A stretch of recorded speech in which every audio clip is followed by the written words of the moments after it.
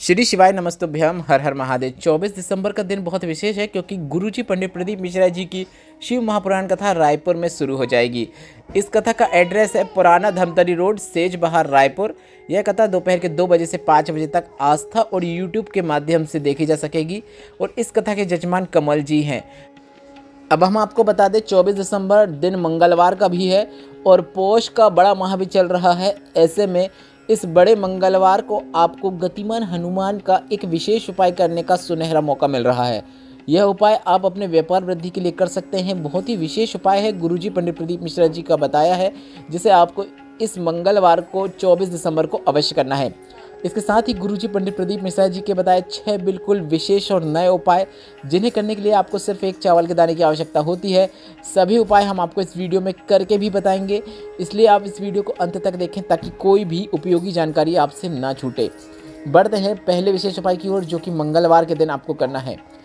गुरुजी पंडित प्रदीप मिश्रा जी ने अपने पिछले वर्षों की शिव महापुराण कथा में एक विशेष उपाय बताया था। गुरुजी ने कहा था हनुमान जी के 6 भाई हैं।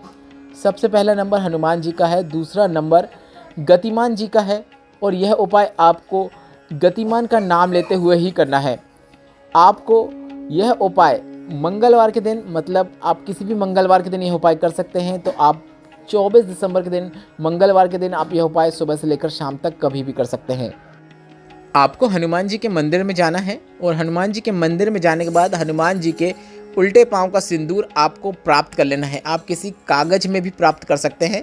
इसके बाद आपको इसे लेकर अपने घर आ जाना है। आप स्वयं प्राप्त कर सकते हैं तो काफ़ी अच्छी बात है, अन्यथा आप मंदिर के पुजारी जी को, पंडित जी को भी बोलकर उनसे भी प्राप्त करवा सकते हैं।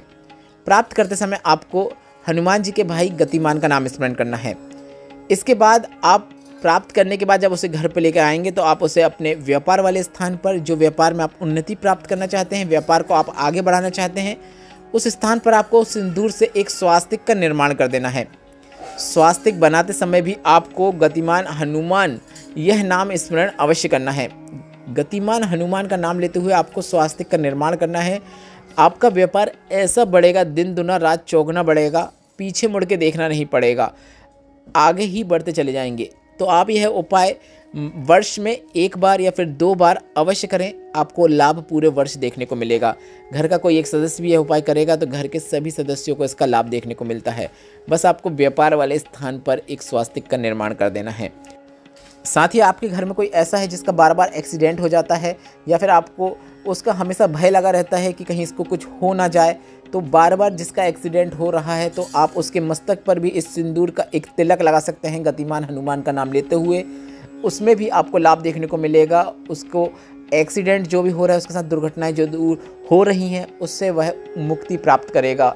उससे ऊपर जो संकट आने वाला होगा वह आके कब पत चला जाएगा पता भी नहीं चलेगा। बढ़ते हैं दूसरे विशेष उपाय की ओर। अब अक्षत वाले वे उपाय आप वीडियो के माध्यम से देखकर समझ सकते हैं, जो कि गुरुजी पंडित प्रदीप मिश्रा जी ने बताए हैं। और यह उपाय आपको किस प्रकार से करना है, किस विशेष तरीके से करना है, वह आप वीडियो में भी देखकर समझ सकते हैं।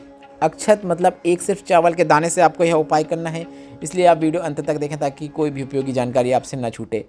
अगर आप जीवन में उन्नति प्राप्त करना चाहते हैं तो आपको एक चावल का दाना बेलपत्र के वृक्ष के जड़ के पास अर्पित कर देना है। सभी उपाय करते समय आप श्री शिवाय नमस्तुभ्यम या फिर नमः शिवाय या फिर ओम नमः शिवाय मंत्र का उच्चारण अवश्य कीजिएगा। जीवन में उन्नति प्राप्त करने के लिए, सफलता प्राप्त करने के लिए आपको एक चावल का दाना बेलपत्र के वृक्ष के नीचे अर्पित करना होता है। बढ़ते हैं अगले उपाय की ओर। अगर संतान प्राप्ति चाहते हैं, संतान प्राप्ति में देरी हो रही है तो आपको डॉक्टर को तो दिखाना ही है, पर साथ ही साथ आपको एक चावल का दाना शिवलिंग में माता अशोक सुंदरी के स्थान पर अर्पित करना शुरू कर देना है। कहाँ पे अर्पित करना है, कैसे अर्पित करना है, आप वीडियो में भी देखकर समझ सकते हैं। संतान प्राप्ति के लिए किया जाने वाला गुरुजी का बताया बिल्कुल नया उपाय है, जिसे आप रोज कर सकते हैं या फिर जब भी आप भोलेनाथ के मंदिर जाएं तब आप यह उपाय कर सकते हैं। बढ़ते हैं अगले विशेष उपाय की ओर, जो कि हाल ही की मेरठ की शिव पुराण कथा में गुरुजी ने बताया है।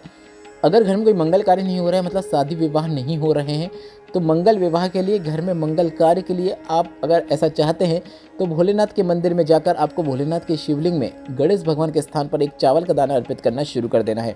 आप ऐसा रोज कर सकते हैं या फिर जब भी भोलेनाथ के मंदिर में जाएं तब आप यह कर सकते हैं। घर में शीघ्र अतिशीघ्र शुभ कार्य होकर ही रहता है। बढ़ते हैं अगले विशेष उपाय की ओर। अगर आप किसी के लिए रोग मुक्ति की कामना करना चाहते हैं या फिर स्वयं की रोग मुक्ति की कामना करना चाहते हैं और भोलेनाथ के शिवलिंग पर आप जल तो अर्पित करते ही हैं, पर एक चावल का दाना शिवलिंग के ऊपर आप अर्पित करते हैं, तो ऐसे में आपको रोग मुक्ति प्राप्त होती है। गुरुजी पंडित प्रदीप मिश्रा जी का हाल ही की शिव पुराण कथा जो कि मेरठ में पूर्ण हुई थी, उसमें बताया है विशेष उपाय है रोग मुक्ति के लिए आपको एक चावल का दाना, एक अक्षत का दाना जो कि पूर्ण होना चाहिए, टूटा फूटा नहीं होना चाहिए, उसे आपको शिवलिंग के ऊपर अर्पित करना शुरू कर देना है। इसके साथ ही बढ़ते हैं अगले उपाय की ओर।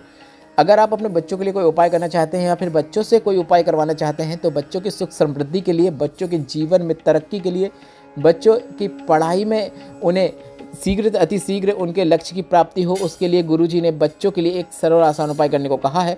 गुरुजी ने कहा आपको एक चावल का दाना अपने बच्चों के लिए कार्तिकेय भगवान का जो स्थान होता है शिवलिंग में, वहाँ पर अर्पित करना शुरू कर देना है। अगर बच्चे कर रहे हैं तो अपनी सुख समृद्धि के लिए वह शरण कार्तिकेय भगवान के स्थान पर एक चावल का दाना अर्पित करना शुरू कर सकते हैं। जब भी जाएं तब वह शरण कार्तिकेय भगवान के स्थान पर एक चावल का दाना अर्पित करते हैं। अगर घर पे शिवलिंग है तो आप यह जितने भी उपाय मैं चावल के दाने वाले बता रहा हूँ आप घर पर भी कर सकते हैं। बाद में उस चावल के दाने को आप विसर्जन में डाल सकते हैं या फिर आप घर में ऊपर छत में पक्षियों के लिए भी आप रख सकते हैं। बढ़ते हैं अगले विशेष उपाय की ओर।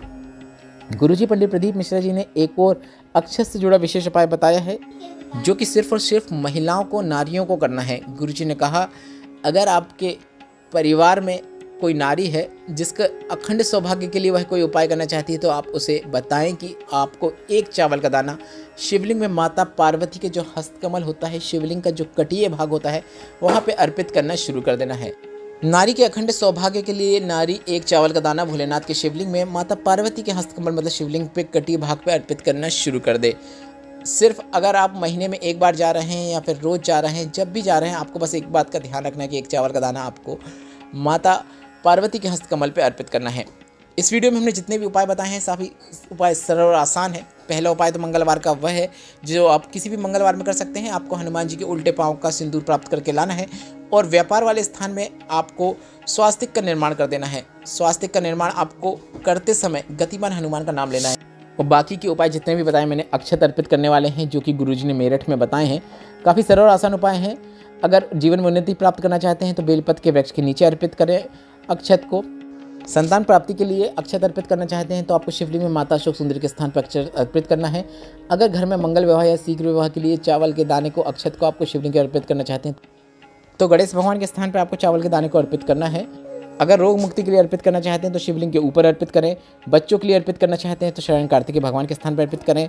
और अगर अखंड सौभाग्य के लिए अर्पित करना चाहते हैं तो माता पार्वती के हस्तकमल मतलब शिवलिंग के कटी भाग पर अर्पित करें। इस वीडियो में बताया गया उपाय से संबंधित कोई प्रश्न है तो वे प्रश्न आप कमेंट बॉक्स के लिए पूछ सकते हैं। मेरे द्वारा दी गई जानकारी अगर आपको थोड़ी सी भी उपयोगी लगी हो तो इस वीडियो को लाइक करके कमेंट बॉक्स में हर हर महादेव अवश्य टाइप कीजिएगा। व्हाट्सएप में जुड़ना चाहते हैं जो कि बिल्कुल फ्री है तो व्हाट्सएप चैनल की लिंक को भी मैंने कमेंट बॉक्स में पिन कर दिया, जिसमें टच करके आप हमें व्हाट्सएप में फॉलो कर सकते हैं। वहाँ भी हम आपको उपयोगी जानकारी यहीं देंगे। श्री शिवाय नमस्तुभ्यम। हर हर महादेव।